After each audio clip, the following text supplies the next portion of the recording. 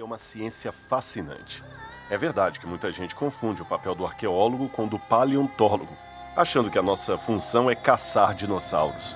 Outros têm uma visão muito glamurosa dessa profissão, pensando que a nossa rotina é igual à do Indiana Jones.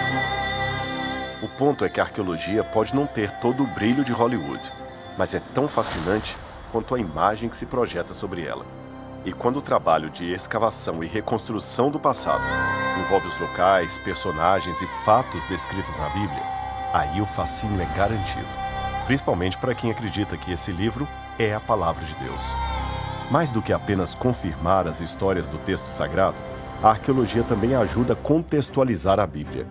Ela possibilita que o leitor de hoje tenha uma experiência quase imersiva nas Escrituras, acrescentando aspectos tridimensionais e sensoriais ao texto, como imagens, sons, cheiros e até sabores. Com o auxílio das informações arqueológicas, é possível perceber como os ensinos bíblicos só podem ser corretamente compreendidos se forem lidos dentro do contexto em que foram originalmente registrados. Diante disso, ganha muita relevância a existência de um museu de arqueologia bíblica. Assim, visitar o MAB será como entrar num túnel do tempo, atravessar um portal que nos leva diretamente ao passado, para um tempo e lugar em que nos conectaremos com pessoas reais que podem ter testemunhado os grandes atos de Deus na história.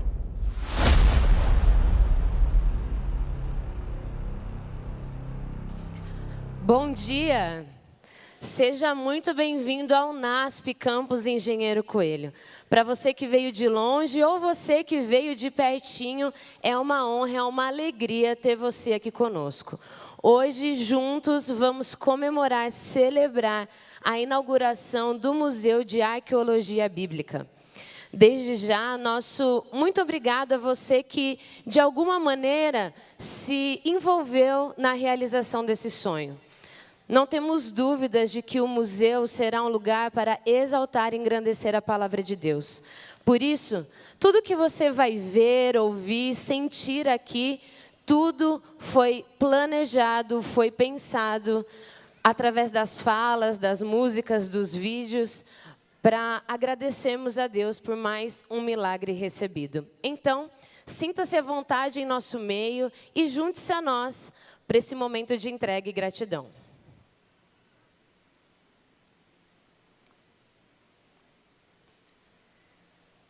Muito bem, eu nunca estive num sítio arqueológico. Eu imagino que boa parte de vocês não.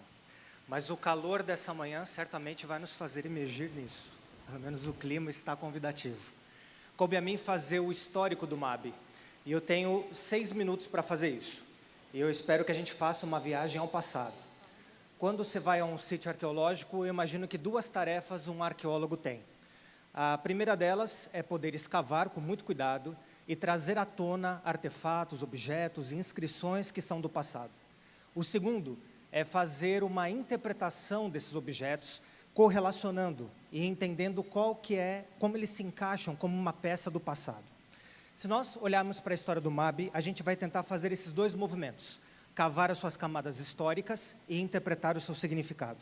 Convido você a passar pelo primeiro período, que poderíamos chamar de o sonho e a formação do acervo inicial.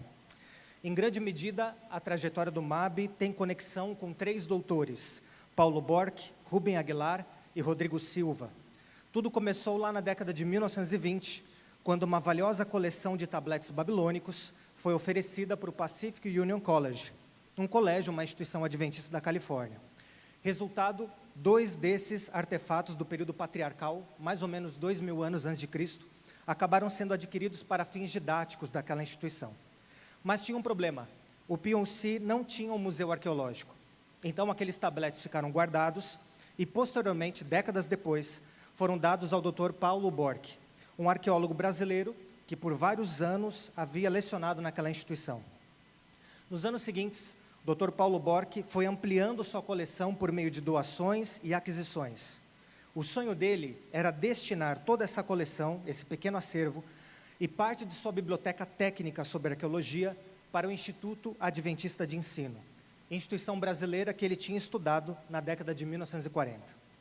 Porém, foi apenas em 1994, que isso finalmente se concretizou. A coleção de Borck, com cerca de 200 livros e 110 peças, chegou aqui, ao campus Engenheiro Coelho. Os livros foram logo incorporados à biblioteca universitária, enquanto os objetos foram guardados na caixa forte do Centro de Pesquisas Ellen White, esperando assim a melhor oportunidade para poder exibi-los. O segundo período do MAB nós poderíamos chamar de organização e estabelecimento.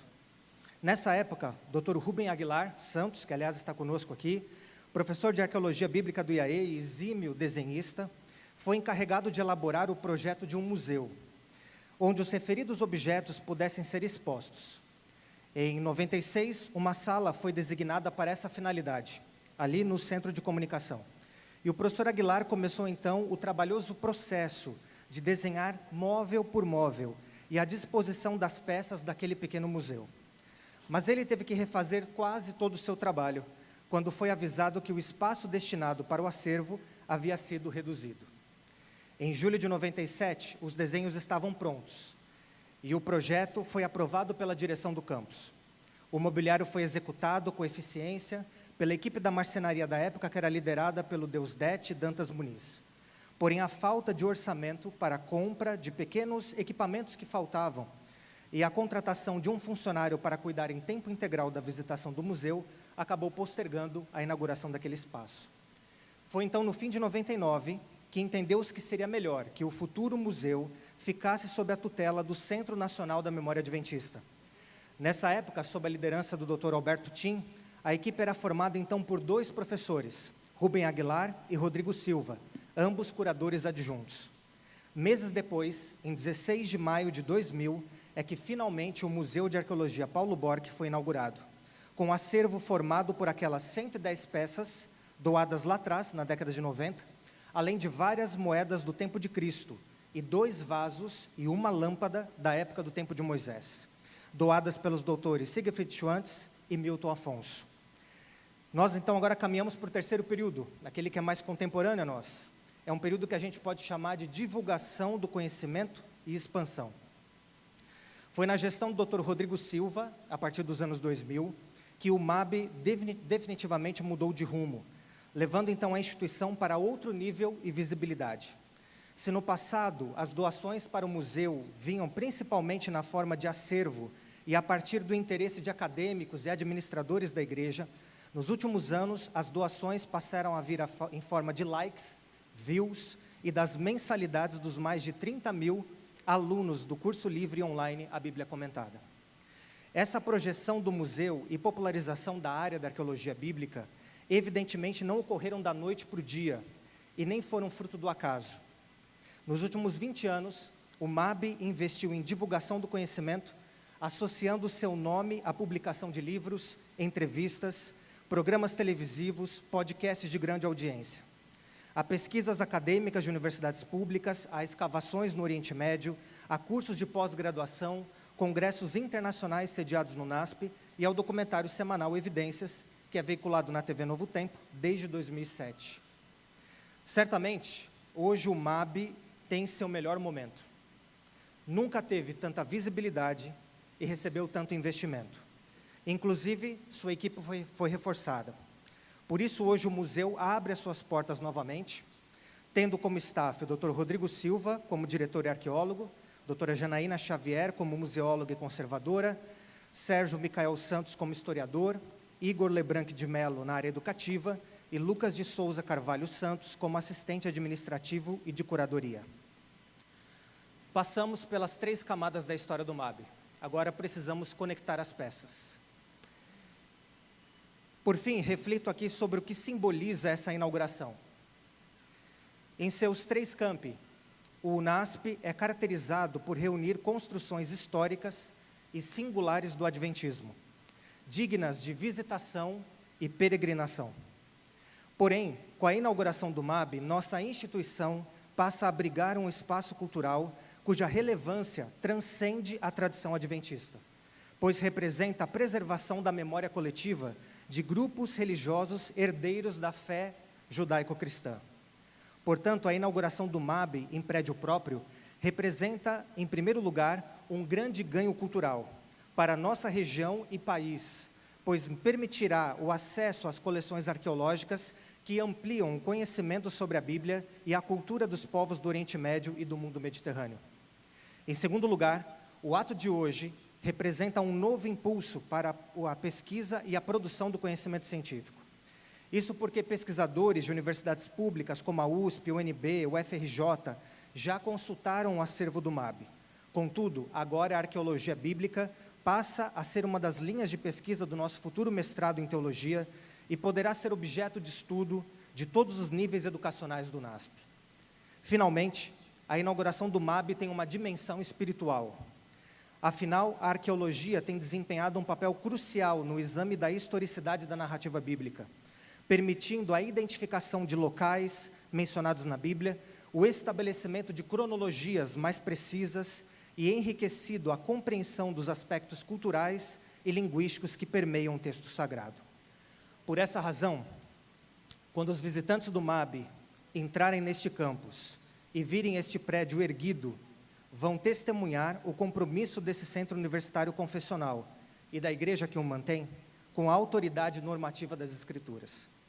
E quando os visitantes do MAB entrarem no museu, vão experimentar um pouco do que se sente no campo de escavações, uma conexão especial com pessoas reais, fatos e eventos do passado. Que o MAB nos ajude a ler a Bíblia com outro olhar, a perceber a atuação de Deus na história da humanidade e a confiar que o texto bíblico ainda pode nos orientar nesta época complexa que precede a volta de Jesus à Terra.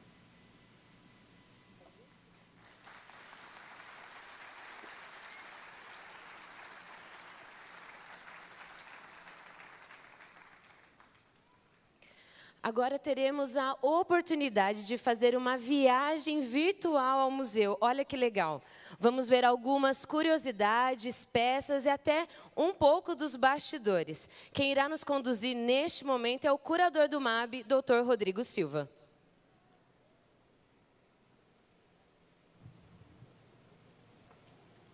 microfone. Bom dia a todos vocês. Muito obrigado porque vocês estão testemunhando uma grande oportunidade. Eu agradeço a todos que ajudaram a transformar esse sonho numa realidade. O MAB é um patrimônio cultural, poderia dizer assim, com 3.000 peças arqueológicas originais e outras dezenas de réplicas que abrangem um período de 4.000 anos de história bíblica. Agora, para fazer um ambiente assim, precisamos de uma marca forte, acessível, que valorize o conhecimento acadêmico, religioso e também que seja de fácil compreensão. Por isso, nós colocamos à disposição dessa logomarca, que tem o mesmo formato do espaço físico do museu. E a leitura, é claro, ocidental no sentido horário, para que nós possamos ter facilitada a nossa compreensão de tudo que haverá ali. E o nome também do museu é transcrito de maneira a observar a tipografia, que, aliás, foi desenhada especificamente para o museu. Você percebe que as letras são imperfeitas, pontiagudas, para associar o acervo à danificação natural dos séculos que essas peças possuem. E, além disso, nós temos 2 tipos de tipografia. Uma que remete ao mais antigo e outra que representa o moderno, pois, afinal de contas, o museu é um ambiente moderno que traz o passado para os dias de hoje. E também a paleta de cores foi escolhida facilmente. Mas antes de falar dela, deixe-me falar do símbolo que nós escolhemos para representar o museu. Dessas mais de 3.000 peças originais que nós temos, foi difícil eleger uma, mas nós escolhemos a lamparina a óleo, a azeite de oliva, porque a lamparina era um objeto importante nos tempos da Bíblia, que representava a luz para todos aqueles povos. E nós agora tínhamos o desafio de transformar a lamparina, o símbolo escolhido, num meio gráfico. E por isso usamos uma meia-lua, que representa justamente o bico da lamparina, e as chamas, que são esses traços. Está vendo já aqui na camiseta? A gente veste a camiseta aqui. E tem um significado também nesse símbolo. O traço mais comprido que está aqui embaixo é justamente a base sobre a qual nós colocamos os objetivos de algumas instituições importantes. Vamos começar com o NASP. O NASP tem como princípio o ensino, a pesquisa e a extensão. E se você estudar a museologia de um modo geral, ou a própria arqueologia, ela também tem sobre uma base o princípio da conservação, da pesquisa e da comunicação. E se eu especificar o MAB, o nosso Museu de Arqueologia Bíblica, sobre a mesma base, nós temos ainda a arqueologia, é claro, a museologia e, finalmente, a história. Agora sim eu posso falar da paleta de cores, que também foram escolhidas a dedo. Você tem justamente essa cor mais escura, representando a terra, de onde os artefatos saem. Esta cor que está aqui atrás, terracota, representando os próprios artefatos, a maioria deles é de barro, e o branco, que representa o desgaste natural do tempo. Esta é a nossa marca. E os materiais que o museu também vai disponibilizar para vocês, tem sempre o símbolo do MAB, que é aplicado por cima, ou contornando o artefato, para simbolizar aquilo que nós queremos ser, a luz que vem de Deus e ilumina todo mundo. Agora que vocês já entenderam o conceito do nosso símbolo, o conceito do MAB, você está preparado para ser o pioneiro da visita virtual pelo museu. Antes que vocês possam entrar lá no acervo, eu quero convidar vocês a visitarem comigo de maneira virtual o tesouro que está aguardando por vocês lá dentro. Vamos colocar aqui a planta baixa do museu. Você tem aqui como ele foi desenhado, construído, e logo na primeira parte você tem um foyer, ou um hall de entrada, por onde vocês vão passar, e que elementos nós temos ali. Vou começar pelo primeiro, esse piso de mármore aqui. Vocês não fazem ideia do que é esse piso ali. Eu não vou resistir, eu ia falar disso no final, mas já vou dar um spoiler. Assim era o piso do templo na época de Jesus. Como é que nós chegamos a essa conclusão? Daqui a pouquinho eu conto. E além disso, na parede, eu não poderia deixar, é claro, de homenagear a todos que nos ajudaram, todos os que colaboraram, inclusive os mais de 30.000 alunos do curso A Bíblia Comentada. E, aliás, eu tenho que também homenagear aqui o NASP, que a nossa instituição não vive só de doações, nós somos proativos. O NASP também investiu no museu. Então, muito obrigado aos doadores e todos que merecem uma salva de palmas, aos alunos da Bíblia Comentada.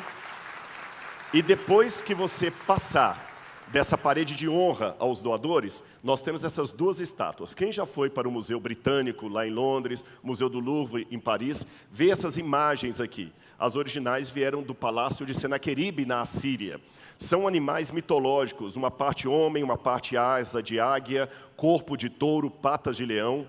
Ezequiel viveu nessa época, e o Espírito Santo, fazendo com que a profecia partisse do conhecido para o desconhecido, mostrou os querubins que estão diante do trono de Deus com formato semelhante, rosto de homem, asa de águia. Então você vai entendendo aqui o contexto de onde as imagens da Bíblia procedem.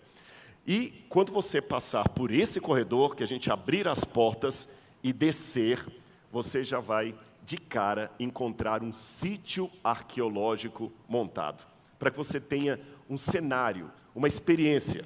Mas para não ficar apenas uma foto estática, usamos tecnologia de ponta para recriar para você o cenário do Oriente Médio, com o sol nascendo, se pondo, um pássaro passando. E quero anunciar, antes da diretoria dessa instituição, os mais recentes funcionários que estarão trabalhando ali 24 horas por dia, 7 dias por semana, sem receber salário. Estão aqui, eu não vou mostrar ainda o rosto deles, mas vocês vão conhecer esses funcionários lá dentro. Vai ter que entrar para ver, tá bom? Uma surpresa para vocês. E já que eu estou falando tanto de arqueologia, e já apresentei o conceito que vocês vão ter de entrada, a arqueologia pede mapa. Segredinho, não dá para trabalhar arqueologia sem noção de geografia. Eu, como sou conservador em algumas coisas, eu gosto ainda de um mapa de papel. É gostoso, sabe? Livro de papel é melhor do que o e-book. Desculpem-me, pessoal do TI. E aqui esse mapa está bem desenhadinho, é o que eu quero usar arqueologicamente para andar com vocês pelo museu. E, não dá para vocês verem o que está aqui, né?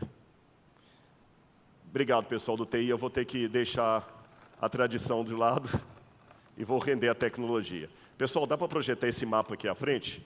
Eu acho que vai ficar mais fácil para todo mundo poder ver. Aqui está o mapa.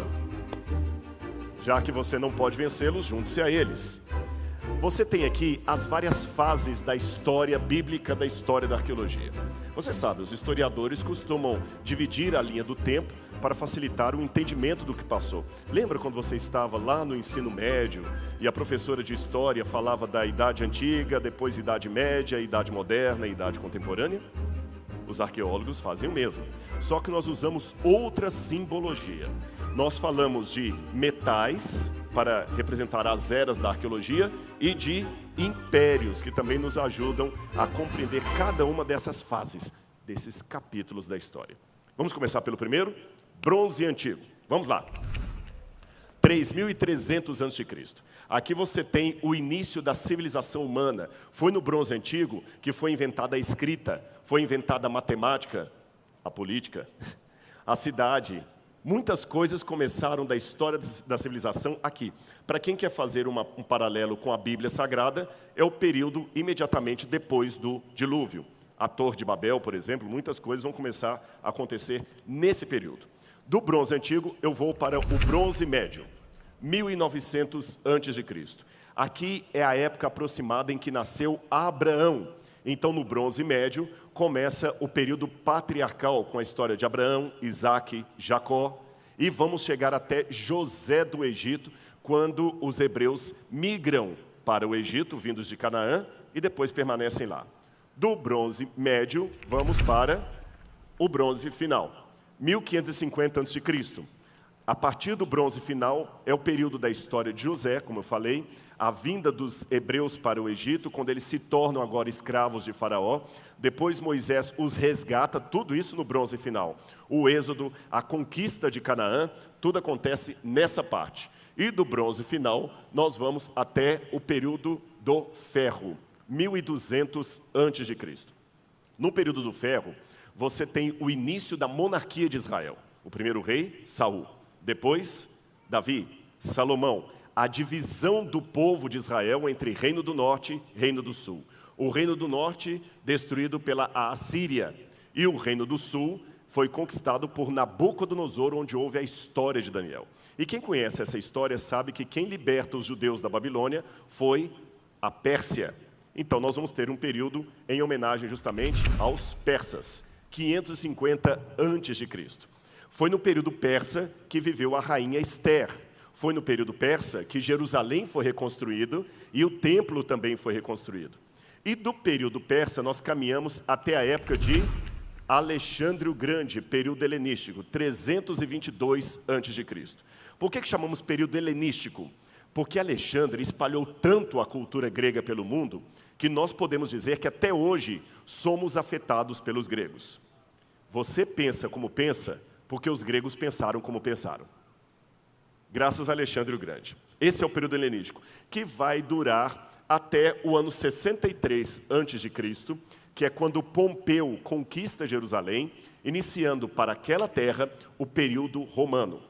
Foi no período romano que Jesus de Nazaré teve o seu ministério, morreu crucificado, ressuscitou. Foi no período romano que os apóstolos começaram o livro de Atos. Foi no período romano que Paulo espalhou a mensagem pelo mundo. E esse período romano vai durar até o quarto século, quando chegamos ao período bizantino, com Constantino, um imperador que supostamente se tornou cristão, cristianizou Roma e paganizou o cristianismo. Aqui começa no período bizantino também a Idade Média, tá certo? Esses aqui são justamente os períodos que nós poderíamos fazer para vocês entenderem o quadro geral. Agora, já que eu estou começando com a Bíblia, vamos voltar para a nossa visita e começar a entrar no museu. Antes de apresentar o museu, eu tenho que introduzir vocês ao livro que justifica toda essa coleção, a Bíblia Sagrada. Então vamos lá.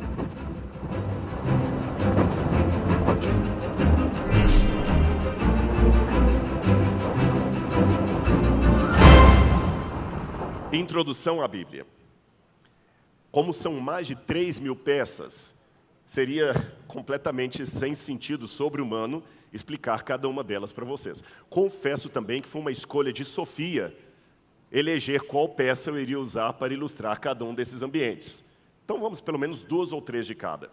Para introduzir a Bíblia, nós podemos falar dos manuscritos do Mar Morto, porque nós temos aqui, vindos de Israel, cópias dos originais dos manuscritos encontrados em Herbert Qumran, no deserto da Judeia, que são importantes contribuições para o estudo da Bíblia. Não somente isso, temos réplicas, mas temos originais. Um tinteiro da época com uma caneta, para você ter uma noção como é que os antigos escribas produziam todo o seu material. Esse tinteiro, inclusive, é feito de alabastro. Além do tinteiro, nós temos uma Vulgata Latina, obrigado, Dr. Milton, de 1542, uma das primeiras Bíblias publicadas no Ocidente, depois da imprensa de Gutenberg. E temos também, é claro, a Torá, com o bom e velho idioma hebraico. Assim você teve uma introdução à Bíblia para você se ambientar primeiro na importância desse livro, como ele surgiu, como chegou até aqui. Agora estamos prontos para os períodos. Vamos para o bronze antigo? Vamos lá.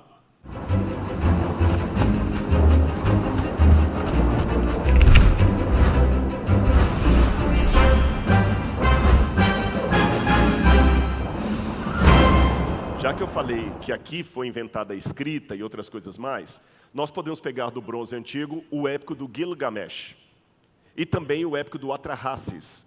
Esses 2 elementos, eles contam a história do dilúvio com similaridades em relação à Bíblia Sagrada impressionantes, mostrando que aquela história que aparece no Gênesis, na verdade, já existia muitos séculos antes do nascimento de Moisés.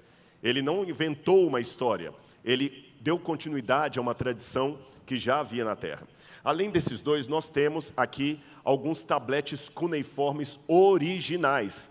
Esse aqui, por exemplo, veio da cidade de Ur dos Caldeus, onde viveu Abraão. E sabe o que era esse tablete? Um exercício de aluno. O aluno escrevia as primeiras letras e pelo menos 4.000 anos depois, você está vendo aqui um dever de casa de um aluno. E enquanto os sumérios estavam inventando a escrita lá na Mesopotâmia, do outro lado da África, você tinha os egípcios, com a sua contribuição também à invenção do hieroglífico e do papiro. Nós temos, inclusive, plantação de papiro aqui. Agora vamos continuar para o bronze médio.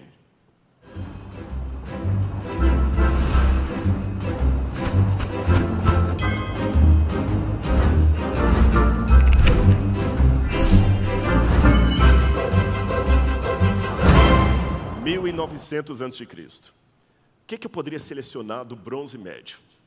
Que tal uma lamparina? Já que o símbolo do MAB é a lamparina, essa é a mais antiga lamparina original que temos em nossa coleção.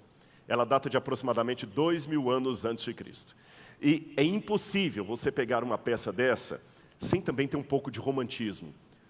Como foi o rosto das pessoas que usaram essa lamparina? Como era o nome do pai de família? Imagine numa noite alguém acendendo essa lamparina numa casa para poder iluminar ali o quarto para a sua família dormir.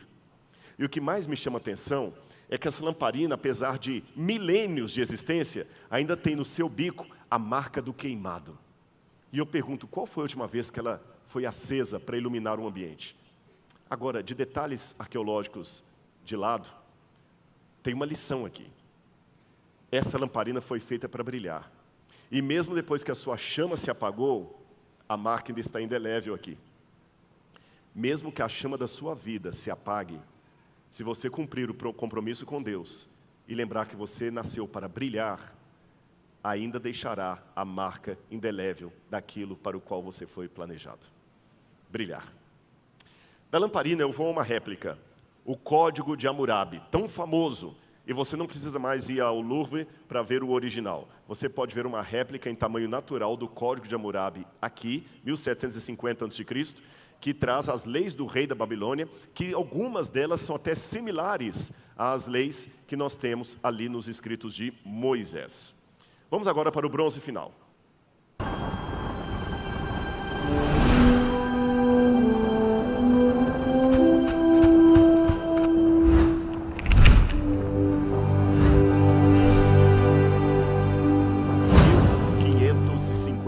Antes de Cristo. Lembra que eu falei que no período do bronze final os hebreus estavam no Egito. Então nada melhor do que conhecer uma carruagem egípcia, para você ter uma noção como eram os carros de guerra de Faraó quando ele foi perseguir o povo de Israel no passado. Além da carruagem, nós também teremos aqui no museu a estela de Meremptah. Meremptah foi um faraó do Egito que ele colocou na sua estela comemorativa os lugares que ele conquistou. E ele fala de uma batalha contra Canaã e contra Israel, mostrando que no século 14 a.C., Israel já existia como país naquele mesmo lugar. Agora vamos a uma peça original. Esse vaso cananita aqui, de tantos que havia, eu escolhi esse. Sabe por que eu escolhi esse? Esse é um vaso duplo. Ele tem duas partes, com um cano ligando uma a outra. Esse vaso, de acordo com o estudo de alguns, teria uma função inusitada. É que num dos recipientes você colocava mel de tâmara. E no outro você colocava leite de cabra. Você misturava o mel com leite e fazia uma bebida deliciosa e sofisticada da época. Um Yakult. Mas só pessoas que tinham muita condição poderiam beber leite com mel. Aí eu entendo a expressão da Bíblia, eu enviarei vocês para uma terra que mana. Vocês estão vendo como o artefato ilustra a Bíblia Sagrada? É a Bíblia em 3D. Agora, já que eu falei disso, vamos falar um pouquinho de morte. Também podemos. Vamos ver como seria uma múmia egípcia. Tá bem? E a múmia, é claro, não vai pegar ninguém, fiquem tranquilos.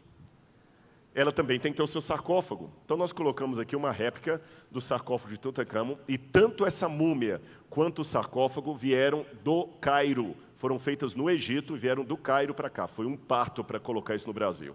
E os guardiães também, núbios, que ajudavam a compor os guardas do túmulo de Tutancâmon. Acho que já está bom de período do bronze. Vamos para o período do ferro?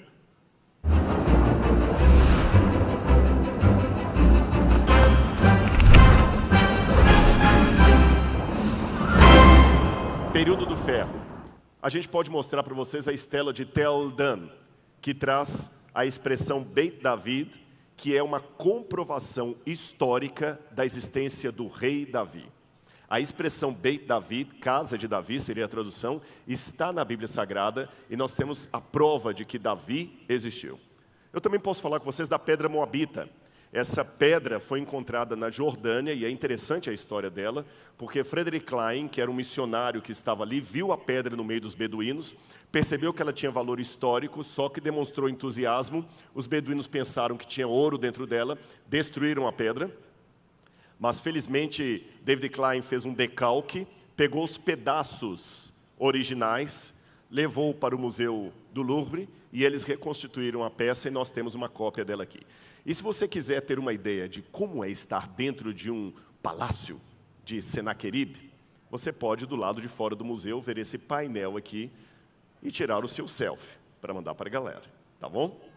Vamos para o período persa? Vamos lá então, período persa.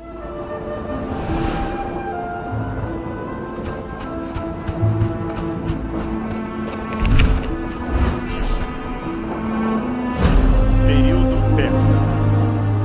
550 a.C., como eu falei com vocês, a época que os judeus saem da Babilônia. E já que foram os persas que os libertaram, que tal começar com essa peça, que é o selo cilíndrico de Ciro, onde ele conta como ele conquistou a Babilônia sem batalha, exatamente conforme diz o livro de Daniel, capítulo 5. Agora vamos colocar duas peças originais, um escudo e espadas persas. Esses dois elementos estavam em lugares opostos durante a batalha, porque os gregos eram inimigos dos persas. O escudo é grego, a espada é persa. Perceba no escudo ainda a marca do combate. Até as brigas também têm data de validade, porque as peças hoje estão no mesmo lugar. Vamos para o período helenístico? Vamos lá, período helenístico.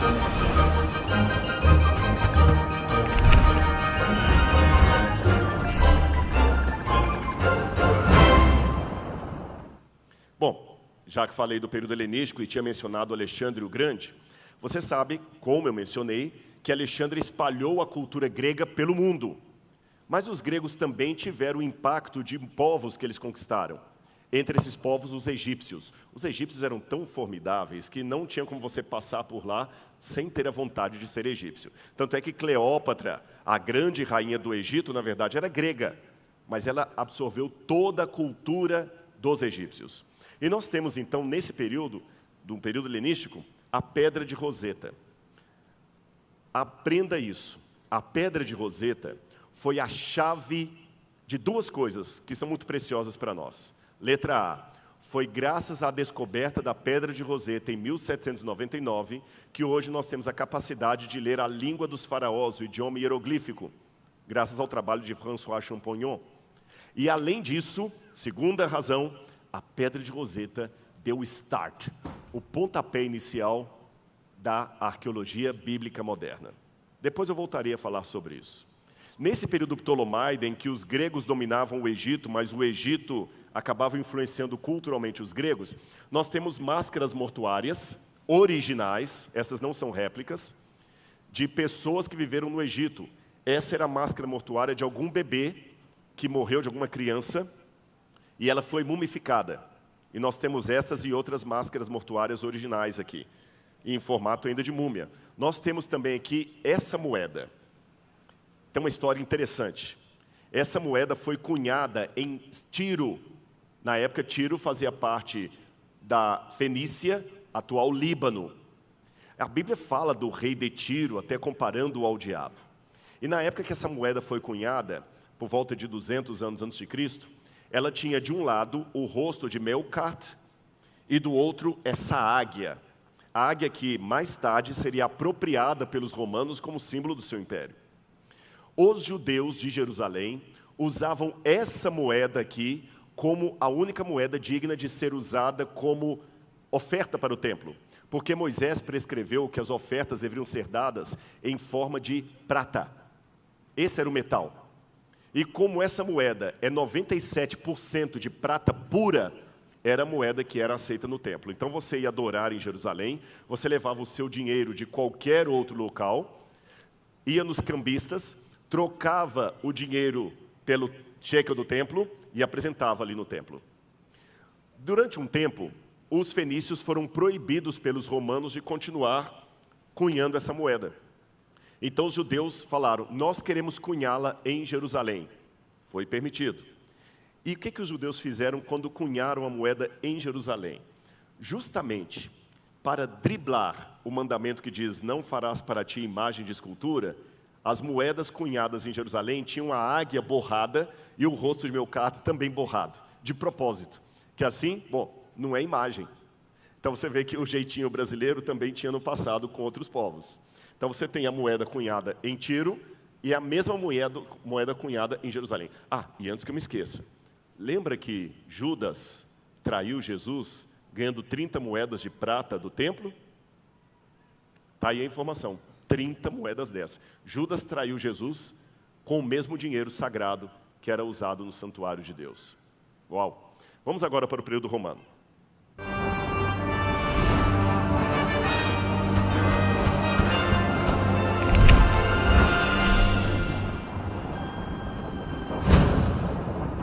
Quando se fala em Roma e vida de Jesus, você já pensa na crucifixão. Nós não sabemos ainda a razão disso, mas havia uma tradição judaica dos tempos de Jesus, em que muitos cidadãos de Jerusalém, da Judeia, judeus eu digo, usavam prego de crucifixão no bolso. Ainda é um mistério, não sabemos porquê, se era uma superstição, um amuleto de proteção, não sei. Mas era tão forte essa questão de carregar prego de crucifixão, que até no Shabat, um dos elementos que os rabinos permitiam você carregar no Shabat, no sábado, era um prego de crucifixão. E nós encontramos em muitas tumbas judaicas do primeiro século, pregos de crucifixão. Então nós temos aqui no museu alguns pregos originais que foram usados em crucifixão. E temos também uma réplica do ossuário de Caifás, aquele homem que participou do julgamento de Jesus de acordo com os evangelhos. E já que eu falei de túmulo, você tinha o costume de perfumar o corpo da pessoa que faleceu. E eles usavam esses ungüentários de vidro romano para perfumar. Aqui colocava-se perfume. Muitos deles são encontrados dentro de túmulos. Por que em túmulo? Porque uma vez que você usou aquele perfume para banhar o corpo, aquele estava contaminado. Então eles acabavam deixando dentro do túmulo para os arqueólogos encontrarem depois. Mas nem todos os ungüentários eram feitos de vidro romano. Alguns eram feitos de argila e outros eram feitos de alabastro, como esse aqui, original. Lembra da história de Maria Madalena? Que ela levou o nardo, o perfume, dentro de um vaso de alabastro? Pois é, era isso aqui. Ah, e já que eu falei de todo esse material, se a gente andar um pouquinho no tempo, você chega ao ano 66 de nossa era. Entre 66 e 70, houve uma outra revolta judaica contra Jerusalém, contra Roma, perdão.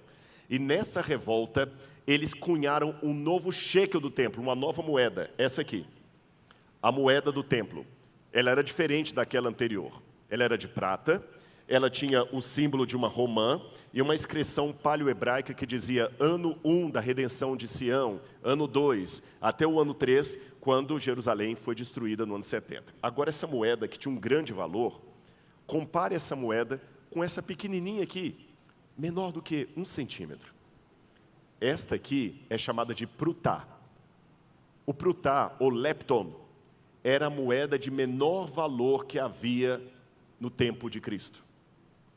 Valia 1 centavo. Certa vez uma viúva chegou no cofre do templo e jogou 2 moedinhas dessas. Jesus a viu de longe e disse, viram? Aquela mulher deu a maior oferta, porque ela deu tudo que possuía. Portanto, meus queridos, muito obrigado a todos vocês. Quer você deu uma grande soma de dinheiro, quer você contribuiu divulgando ou ajudando a gente nas últimas horas aí, Deus está valorizando cada centavo, cada esforço, cada oração, cada torcida, tudo está sendo visto por Deus. Meu muito obrigado. E continuando ainda sobre essa moeda do templo, já que eu falei do templo, eu vou mostrar um rascunho para vocês. Como seria Jerusalém imediatamente antes de ser destruída pelos romanos. Por que rascunho? Porque esse aqui é o desenho inicial do que se transformou numa maquete em escala de Jerusalém, como estava antes dos romanos entrarem. Então você vai chegar e vai poder ver Jerusalém, como era no tempo de Jesus, numa maquete muito bem feita, para saber como era o templo. como eram as portas, os muros da cidade, os prováveis lugares do Calvário, onde era a casa de Herodes, a casa do sacerdote, tudo isso nessa maquete. Acho que agora vamos para a última parte, período bizantino. Vamos lá.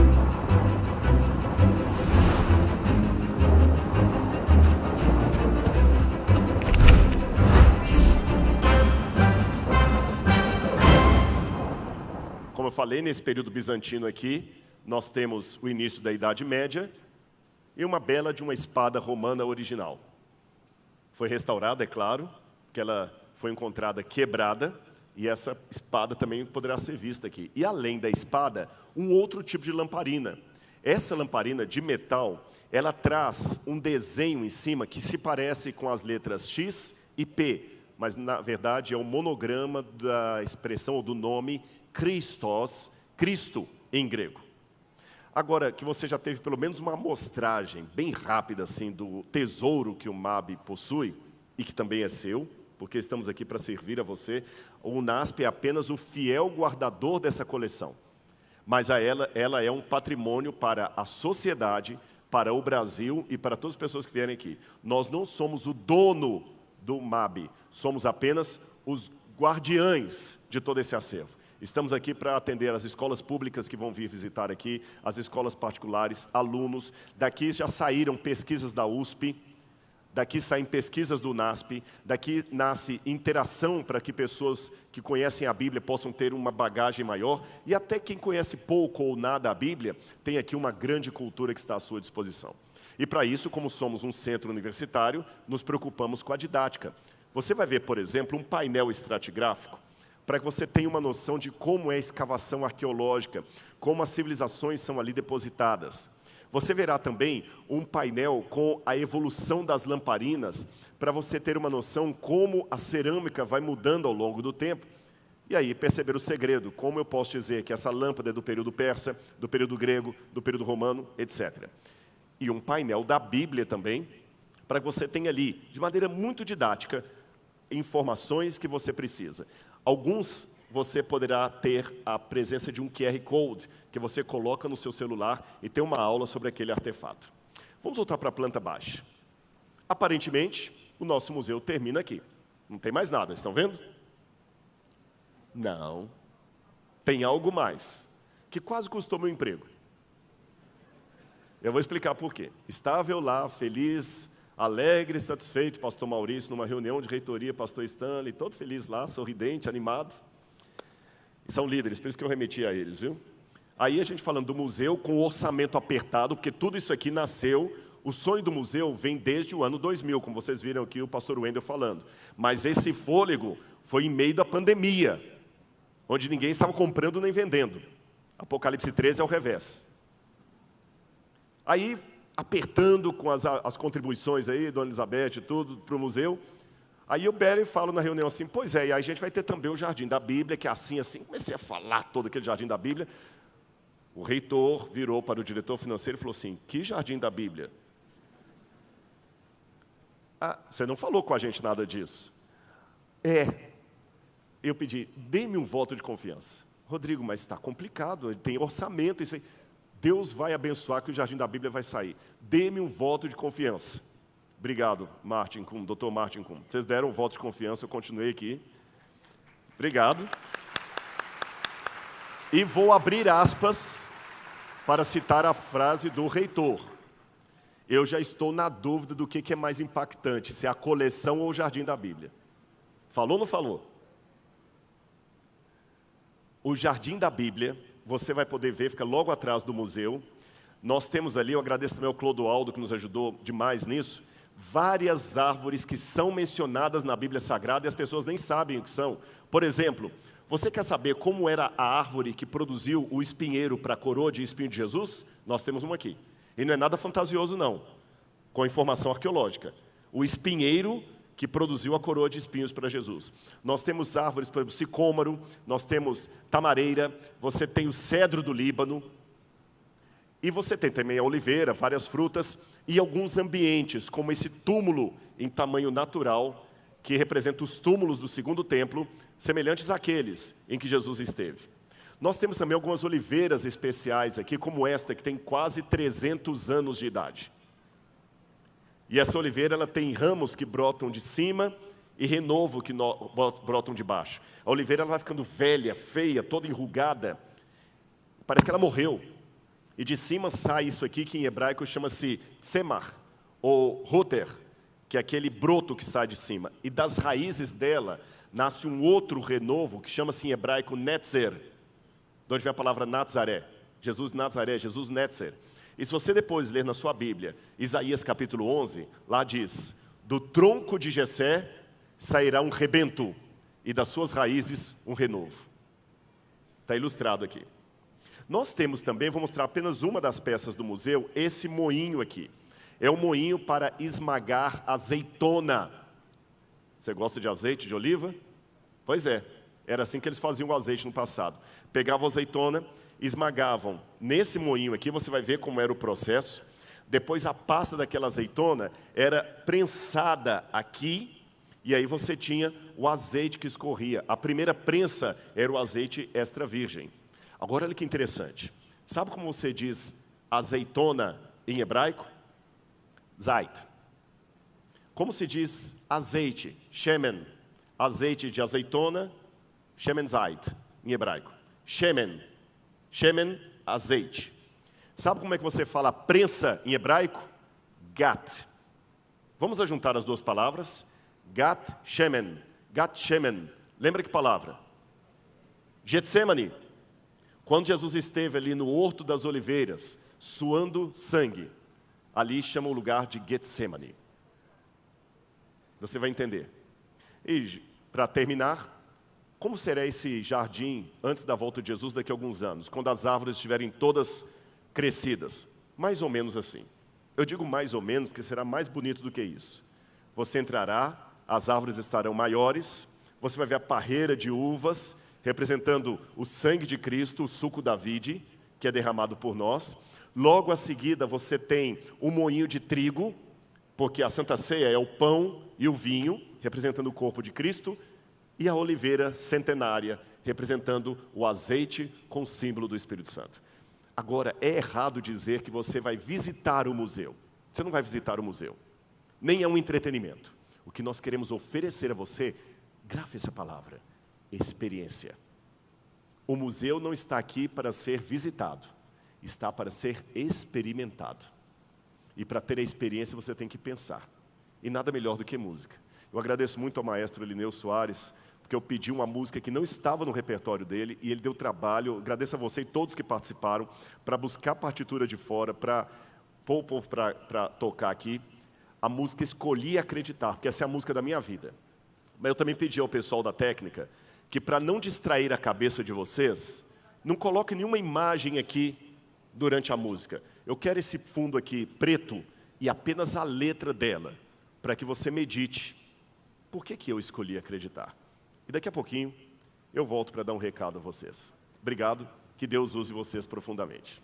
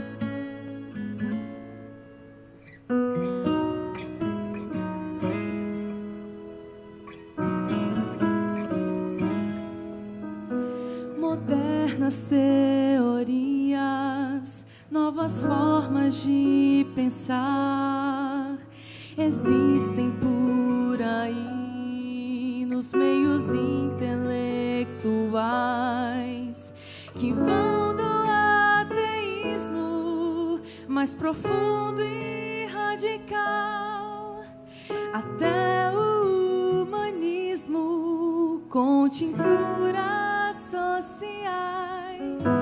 E hoje mesmo a crença tenta se modificar